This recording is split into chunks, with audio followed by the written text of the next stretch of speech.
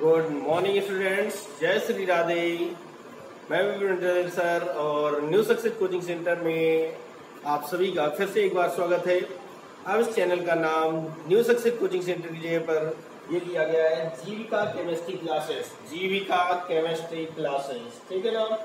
आज हम आपको पार्ट 4 पढ़ाने जा रहे हैं। सॉलिड स्टेट का पार्ट 4 पढ़ाने जा रहे हैं। क्या होता है, आपने थर्ड में पढ़ा था, पार्ट थर्ड में कि क्रिस्टलाइन सॉलिड्स के वर्गीकरण, है ना। आज आप पढ़ने जा रहे हैं क्रिस्टल जालक। क्या पढ़ने जा रहे हैं? क्रिस्टल जालक। तो क्या होता है क्रिस्टल जालक?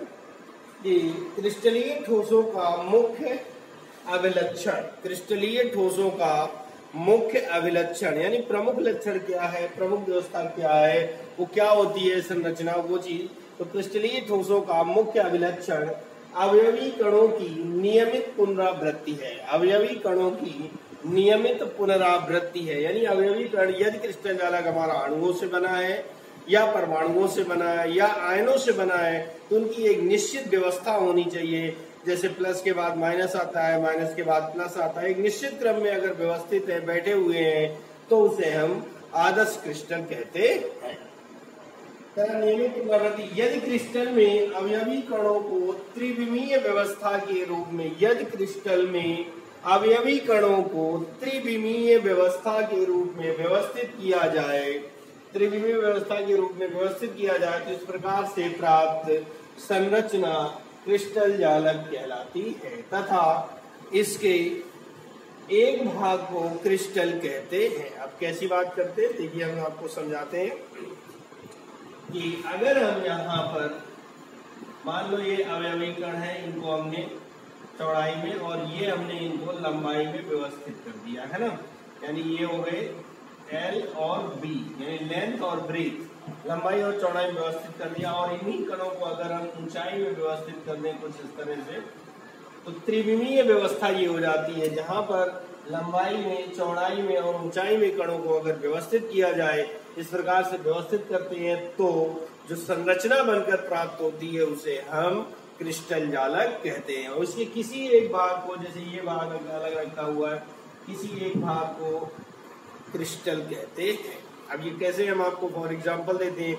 जैसे आपके पास 100 कार्टून रखे हुए हैं, क्या है 100 कार्टून, तो उन्हें कैसे आप उनको कहते हैं आपको इकट्ठा करके रखना, तो आप क्या करेंगे, थोड़ा सा लंबाई में व्यवस्थित करेंगे, फिर थोड़ी सी चौड़ाई बढ़ाएंगे, फिर उनके ऊपर एक के ऊपर एक के ऊपर एक के ऊपर एक दो एक करके रखते चले जाएंगे, है ना।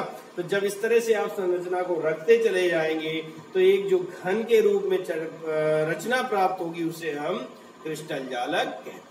आई बात सुनिए, तो एक बार फिर से देख लीजिएगा कि क्रिस्टलीय ठोसों का मुख्य अभिलक्षण, क्रिस्टलीय ठोसों का मुख्य अभिलक्षण अवयवी कणों की नियमित पुनरावृत्ति है। क्रिस्टलीय ठोसों का मुख्य अभिलक्षण अवयवी कणों की नियमित पुनरावृत्ति है।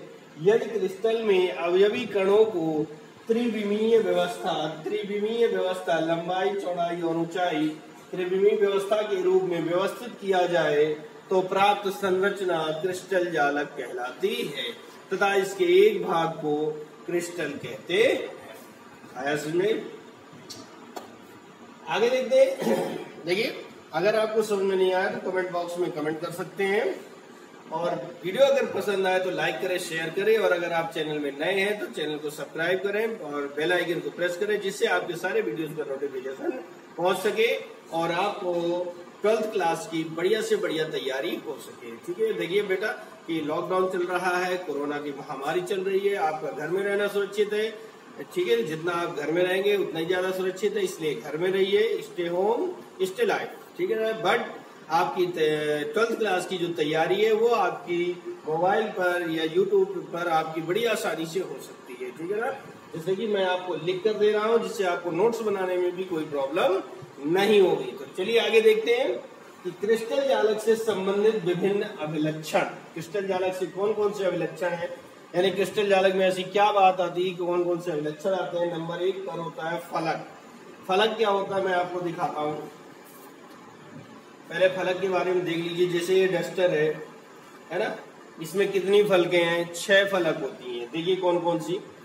एक आपकी ये सामने है, एक इधर वाली 2 और एक इधर नीचे ये साइड में 3 और एक ये वाली सामने 4, एक ऊपर 5 और एक नीचे 6, यानी कोई भी एक भाग होगा, कोई भी एक क्रिस्टल होगा उसमें 6 फलक होती हैं। इसके अलावा आप लूडो खेलते हैं, पासा खेलते हैं ना, लूडो का जो पासा होता है उसमें भी आपने देखा होगा, बड़ी आसानी से सभी लोग देख रहे होंगे इस समय, तो मोबाइल पे लूडो खेलते हैं ज्यादातर। तो 6 फलक होती है ना, हर एक फलक पे 1 2 3 4 5 6 करके पॉइंट चढ़े होते हैं, वो फलक कहलाती है। तो क्रिस्टल की समतल एवं पूर्ण व्यवस्थित सतह फलक कहलाती है। क्रिस्टल की समतल एवं पूर्ण व्यवस्थित सतह फलक कहलाती है, ठीक है ना। यानी पूर्ण व्यवस्थित मतलब जैसे इसको यहाँ पर खड़ा किया जा सकता है, इसको ऐसे रख सकते हैं, इसको ऐसे रख सकते हैं, ऐसा रख सकते हैं। यानी पूर्ण व्यवस्थित सतह का मतलब होता है जिसके सहारे हम क्रिस्टल को खड़ा कर सके, रख सके, वो व्यवस्था हमारी फलक कहलाती है। आगे समझ तो 6 फलक होती है। लूडो का पासा देख लीजिए, बहुत आसानी से समझ में आ जाएगा। नंबर है रूप। सेकंड पॉइंट है रूप। किसी क्रिस्टल के सभी संगत फलक परस्पर मिलकर रूप का निर्माण करते हैं। किसी क्रिस्टल के सभी संगत फलक परस्पर मिलकर रूप का निर्माण करते हैं। जैसे कि इसमें 6 फलक थी है ना, इसकी तो भैया ये घन नहीं कहेंगे, ये घनाभ हो जाएगा, क्योंकि इसकी लंबाई अलग है, चौड़ाई अलग है और ऊंचाई अलग है। तो जब लंबाई, चौड़ाई और ऊंचाई सब अलग अलग होते हैं तो एक घनाभ बनता है। और ये सभी 6 फलकें मिला करके एक रचना बना दी जाए तो एक रूप का निर्माण हो जाता है। आ गया समझ में, इसे कहते हैं रूप। थर्ड हेडिंग आपकी आती है कोर। क्या आती है? कोर। कोर क्या होता है? यह 2 निकटवर्ती फलकों का प्रतिच्छेद बिंदु होता है। यह 2 निकट, जैसे एक फलक ये वाली हो गई है ना, और एक ये वाली हो गई, इसके जो बीच की ये लाइन जा रही है ये कोर होती है। यानी अगर दूसरी भाषा में कहें तो इसे भुजा भी कहते हैं। क्या कहेंगे? भुजा। तो यह 2 निकट, कोर का क्या हो जाएगा? बड़े ध्यान से सुनना, यह 2 निकटवर्ती फलकों का प्रतिच्छेद स्थान है। यह, फिर से देखें, यह 2 निकटवर्ती फलकों का प्रतिच्छेद स्थान है। यह 2 निकटवर्ती फलकों का प्रतिच्छेद स्थान है। एक बार फिर से, यह 2 निकटवर्ती फलकों का प्रतिच्छेद स्थान है। ठीक है। नंबर 4 पर आता है क्षेत्र। नंबर 4 पर आता है क्षेत्र। तो फलकों के समूह, कितनी फलकें होती हैं? 6, जुड़कर एक रूप बनाते हैं। तो फलकों के समूह व्यवस्थित होकर एक क्षेत्र का निर्माण करते हैं। फलकों के समूह व्यवस्थित होकर एक क्षेत्र का निर्माण करते हैं। फिर से एक बार देखें, फलकों के समूह व्यवस्थित होकर एक क्षेत्र का निर्माण करते हैं। आगे बात में नोट कर सकते हैं, आराम से देख लेना। नंबर 5 पर आता है एकक कोष्ठिका। एकक कोष्ठिका। एकक कोष्ठिका क्या होता है? एकक कोष्ठिका हम आपको बताते हैं कि क्रिस्टल जालक का एक लघु भाग, यानी एक छोटा सा भाग, क्रिस्टल जालक का एक लघु भाग एकक कोष्ठिका कहलाता है। क्रिस्टल जालक का एक लघु भाग एकक कोष्ठिका कहलाता है। फॉर एग्जाम्पल देते हैं, एक बार डेफिनेशन और सुन लीजिए। क्रिस्टल जालक का एक लघु भाग एकक कोष्ठिका कहलाता है। देखिएगा, देखिए ये मैच बॉक्स है।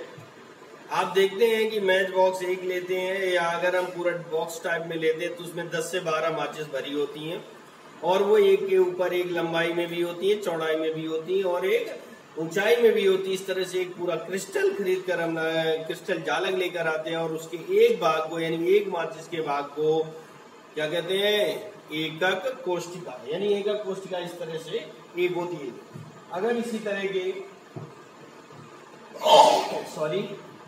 अगर इसी तरह के कई सारे भागों को रख करके लंबाई में, चौड़ाई में, त्रिविमीय व्यवस्था में रख दिया जाए तो क्रिस्टल जालक बनकर तैयार हो जाता है। तो ये 5 पॉइंट थे जो कि क्रिस्टल जालक से संबंधित विभिन्न अभिलक्षण थे। चलिए आगे इसके देखते हैं।